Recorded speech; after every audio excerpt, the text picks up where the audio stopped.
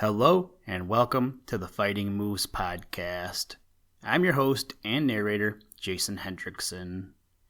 This is a podcast where I retell stories, some fictional and some historical, that can be enjoyed by people of all ages.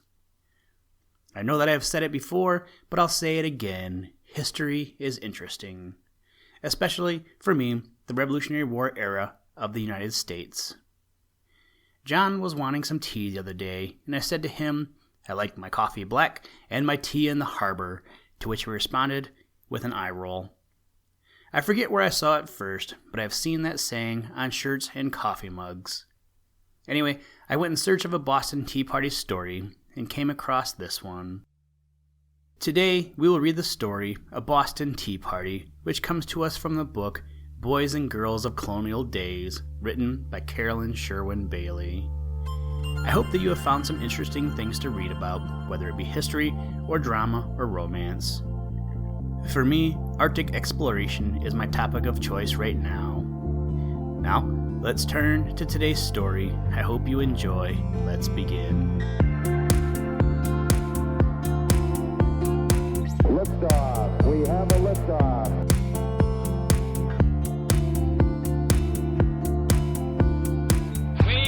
To go to the moon in this decade and do the other things, not because they are easy, but because they are hard.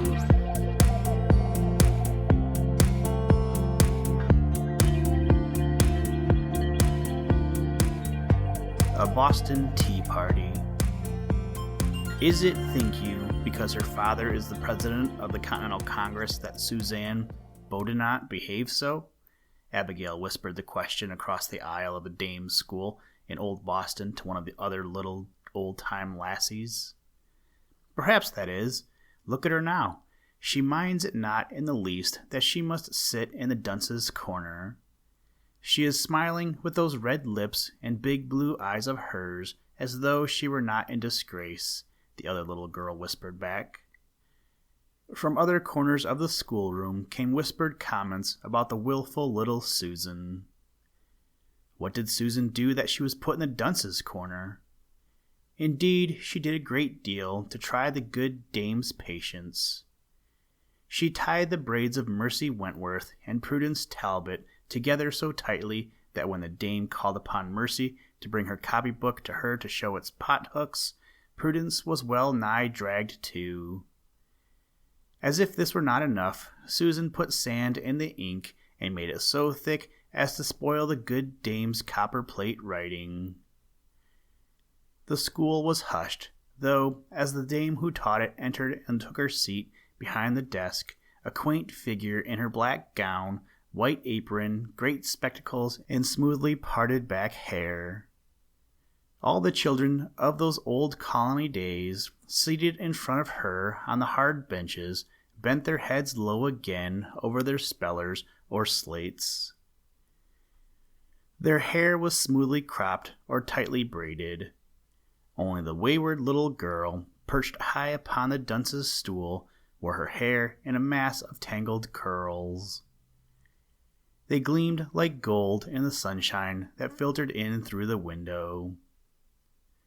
Susan's hair was like her own willful little self, impatient of bounds and training. As the dame had returned to the room, Susan's lips had drooped a little and lost their smile. She cast her eyes toward the toes of her buckled shoes, just above which ruffled the dainty white frills of her pantalettes. She crossed her hands demurely in the lap of her short-waisted, rose-sprigged gown. Presently, though, Susan looked up and glanced out of the school window. There was the green Boston Common, and the white meeting house, and the brick mansions with their wide white doorways and brass knockers. Susan could see in fancy as far as the seafront, where she knew there were British ships at anchor, with the fishing smacks and the merchant vessels of the colonies. These were troubled times, as Susan well knew, for the settlers in their new land. She heard her father speak of the growing discontent of the colonies against the stern rule of the English king, and their disinclination to pay taxes on goods when they were allowed no representation in Parliament. Only that morning, as Susan had pouted and frowned when her mother tried to comb out her twisting, tangling curls, there had been the sound of loud voices in the next room where her father received his business callers. Susan's sweet-faced mother had sighed. "Ah, Susan, dear, why do you add to our troubles by being such a wilful little lass? Hear you not the voices in the other room? It is the king's collector, and your father is trying to explain to him that the Congress feels it especially unjust to be obliged to pay a tax on tea, that pleasant beverage that is so much drunk at the Boston parties. I know not how it will all come out, and my heart is aching for the trouble that I feel will come. Be good, dear child. This will help us as you can in no other way." Susan had thrown her arms about her mother's neck in a burst of love. "I will be good, dear mother, I will be good," she had exclaimed, for at heart there was no kinder child in all Boston than little Mistress Susan Boudinot. The scene came back to her now, and she turned toward her teacher, the dame, reaching out her slim little arms imploringly. What right had she, a little girl, to be naughty when her country was in such dire peril, she thought. "I will be good," she said in a burst of penitent tears as the dame motioned kindly for her to leave the dunce's corner. "I do not know why I was moved to tie Mercy and Prudence together by their hair, except it was what the elder speaks of in meeting as the old Adam coming out of one. And I am sorry indeed about the ink." "That will do," the dame said, trying not to smile. "Take your seat, Susan, and write at least 10 times, 'Be ye kind to one another,' in your copybook, and remember to keep it treasured in your mind as well as on the white pages." Susan slipped gladly into her place beside Abigail and was soon scratching away with her quill pen as industriously as any of the others. School was not out until late in the afternoon, and Susan, surrounded by Abigail and Mercy and Prudence and many of the other little colonial maidens, took their merry way through the narrow, brick-paved streets of old Boston. In their flowered poke bonnets, round silk capes, and full skirts, they looked like a host of blossoms of as many different colors, lavender, green, pink, and blue. At the gate of one of the old mansions, not far from the common, Susan, her curls flying and her cheeks rosy from the warm sea air, waved her hand in goodbye. "I would invite you all to come in for a game of battledore and shuttlecock in the garden, but my mother was not feeling well when I left her this morning, and I see her beckoning to me from her window." She darted through the door and up the wide staircase. She found her mother almost in tears. "There is to be a party at the royal governor's house," Madame Boudinot exclaimed, "this very afternoon, and there will be no one to represent your father's family, for I feel far too ill to put on my best dress and go. Many prominent people will be there, representing the colonists and the king. Oh, what shall I do?" Susan considered a moment, at the same time capably fetching the lavender salts for her mother and putting cloths wet with toilet water on her aching head. Then she had an idea, for there was much wisdom packed away in the curl-crowned head of 9-year-old Mistress Susan. "Do you set your mind and heart at rest, dearest mother," she said. "I will do my hair up so." Standing in front of an oval, gilt-framed mirror, Susan caught a few of her curls at the back. She pulled them up to the top of her head and fastened them there with a band of velvet, while the rest hung in a golden shower over her shell-pink ears. "There," Susan exclaimed, "I look as old as a miss of 14, and I can be quite as dignified. I will put on my best silk dress and my silk hose and my Sunday shoes with the silver buckles." As she spoke, Susan pulled out boxes and opened a chest and drawers. There she stood in front of her mother, her arms loaded with finery. She made a quaint little curtsy. "The family of the President of the Continental Congress will be represented at the Royal Governor's party," she said. "Mistress Susan Boudinot will take the place of Madame Boudinot." A space of a half-hour later, a dignified little lady stepped out of the door of the Boudinot mansion and into a waiting chaise. Susan held her head very high. Was not her hair done up for the first time, and its massive ringlets pinned with one of her mother's tortoise-shell combs?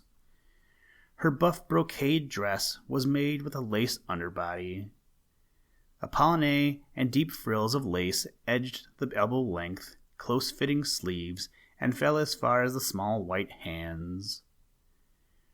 A blue locket on a string of narrow black velvet ribbon was hung about the little girl's throat, and over it all was thrown a ruffled cape of her mother's lined with fur. As the chaise rattled away toward the governor's mansion, her mother's parting words to her repeated themselves over and over again in Susan's mind. "Be a good child, Susan, and do not forget for a moment that you are representing your father and, through him, the Congress." It was a gay scene in which little Mistress Susan soon found herself. The governor's parlor was very beautiful, with its high-backed mahogany chairs and great bowls of roses. A huge sideboard was loaded with cakes and sweets, and the great round table covered with a lace cloth was set with priceless blue and white china. There was a crowd of people, Whig and Tory, lovely young ladies of the colonies in powdered hair and stiff silks, and young men, their hair worn in powdered queues, mingled gaily. After paying her respects to the wife of the governor, Susan found a corner where she could sit quietly and watch the party. She was not unseen, though. Many eyes had noted the dainty charm of the little maid and the sweetness of her tone as she had said gracefully to her hostess, "My mother, Madame Boudinot, sends her respects to the governor's wife and regrets that she cannot bring them in person. I am the daughter of Madame Boudinot, and my father is the President of the Continental Congress." "And a polite little girl indeed," the hostess had replied, smiling, as she turned and presented the little girl to her husband, the royal governor and representative of the king. Many eyes, both Whig and Tory, had been cast at the corner where little Mistress Susan sat demurely. "The new land has winsome daughters," said an Englishman. "And plucky ones," retorted an American.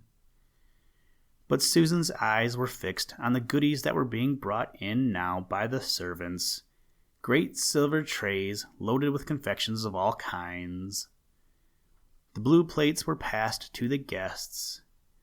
Soft glowing candles sent their glimmering light over the tall crystal goblets and bowls of fruit. Then Susan saw a silver urn brought in and set upon the table in front of the governor's wife, who poured the fragrant tea into the blue cups. "Here's your cup of tea, little Mistress Susan," she said. Susan took the blue cup in her hand, but suddenly its very touch changed her from the prim little maid she had been before to a small creature of rebellion. The amber steaming tea in the blue cup was, to Susan, one of the marks of her country's lack of independence. Must the colonies pay a tax on tea to the king across the ocean and still be allowed no representation in Parliament? How, Susan wondered, could those other girls of the colonies, years older than she, sit there so placidly sipping their tea and seeming to enjoy it so much? Suddenly she recalled her mother's words. "Do not forget for a moment that you are representing your father, and through him the Congress."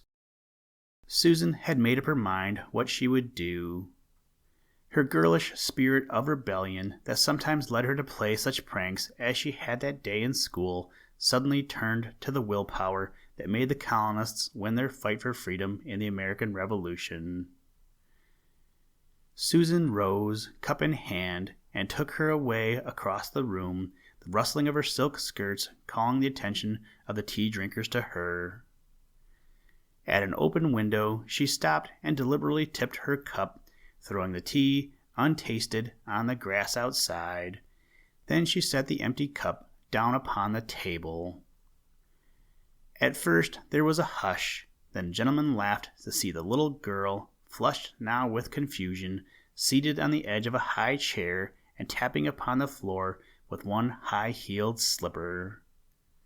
"The spirit of the colonies," said the royal governor, smiling.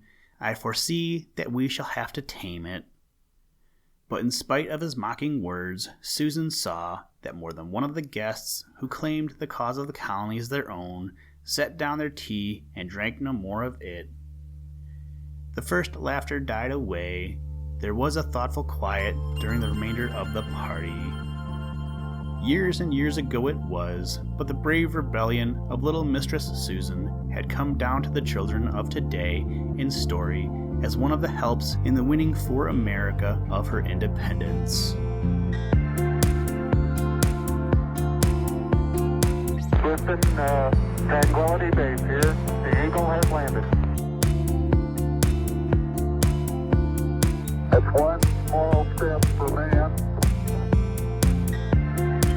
one giant leap for mankind.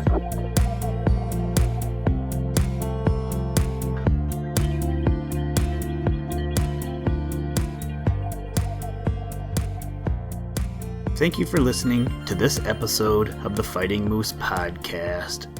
Please join us next time as we read another exciting story. Today's music was provided by the artist Analog by Nature, and the audio clips were provided from NASA. For more information to download and or listen to audio or materials from all our recordings, or to contact us, please visit www.thefightingmoose.com, or you can follow the links in the show notes. If you enjoy the podcast, please leave us a review wherever you get your podcast or on iTunes, and tell a friend.